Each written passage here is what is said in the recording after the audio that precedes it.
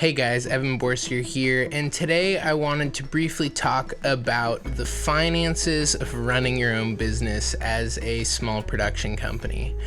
When I first got into making videos, it was just a hobby and something that I was doing for fun, making little things and putting them up on YouTube using my Canon T3i and cutting stuff in Premiere. And I didn't know anything about the business side of things. And as I started to get into projects, I started to play around with doing photography for friends and doing some weddings and stuff.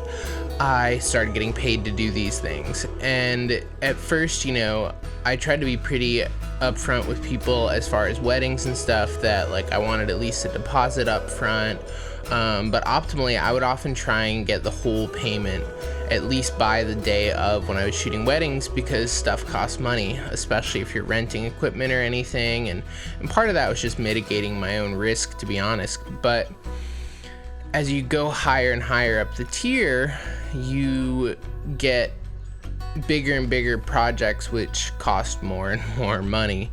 And those projects also tend to be with corporations who do net 30 payments. So if you haven't experienced this before, how I would quickly explain it is that if most of my clients now, if I do a project for them, upon delivery of the edited video, they will want an invoice. I'll send them an invoice, and then usually around 30 days after that, they'll pay me.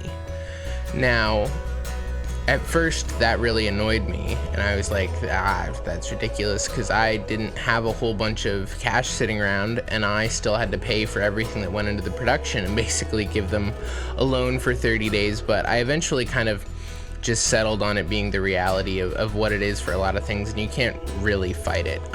Certain clients it's worth talking to about, and some people can work around it if it's really an issue, but I've kind of found that it's just something that comes with a lot of projects. Now, early on, that was really difficult for me as I was scaling into bigger and bigger projects, because they went from, something that I had to spend a couple $100s on maybe to rent a DSLR, to projects that I was spending thousands of dollars on for flights and equipment and crew and everything, and was having to sit on that for up to 30 days and sometimes even more if it gets late on the payment.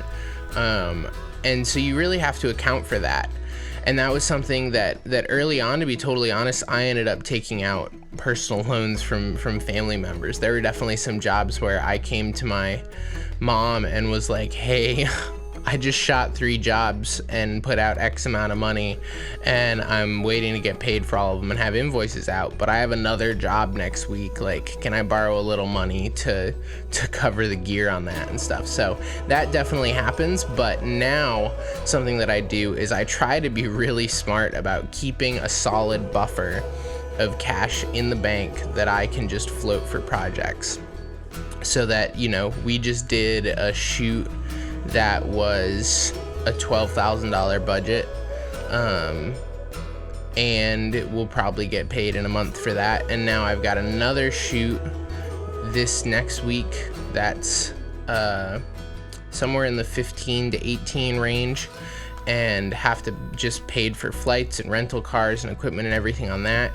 And then had another shoot 2 weeks ago, where I was paying for travel and paying PAs and stuff, and so that stuff can add up on you, and you have to kind of be smart about it, because the last thing you want to have happen is a client to go, hey, we want you to do this thing, and you to be like, oh, well, I can't because I don't have any money. So I know some people who run credit cards for that stuff. I personally would rather not, so I try to just have money in the bank.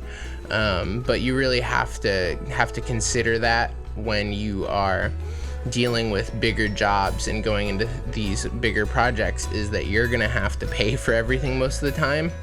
And the quick thing I'll throw in at the end of this is, I do not think it's acceptable to make any of your crew or anything wait net 30 for their payment.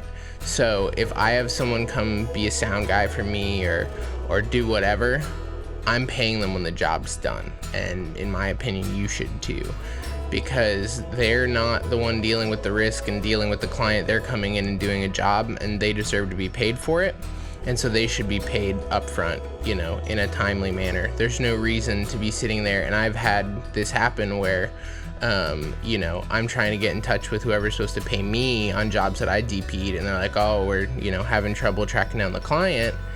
And I've been, you know, tried to be sympathetic and offer grace, but at the end of the day, as crew, it's not my problem what happens with the client. You know, that's kind of the production company's problem.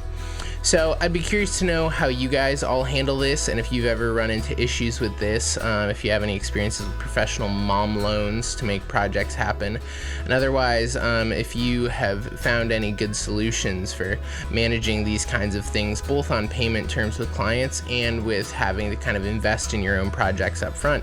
So hopefully we'll be doing more of these vlogs soon. I've been sorry I've been busy on a couple travel jobs the last couple weeks, but gonna try and keep these consistent. So let me know what you think of this, and let me know what you want me to talk about next in the comments below. Thank you so much. Bye.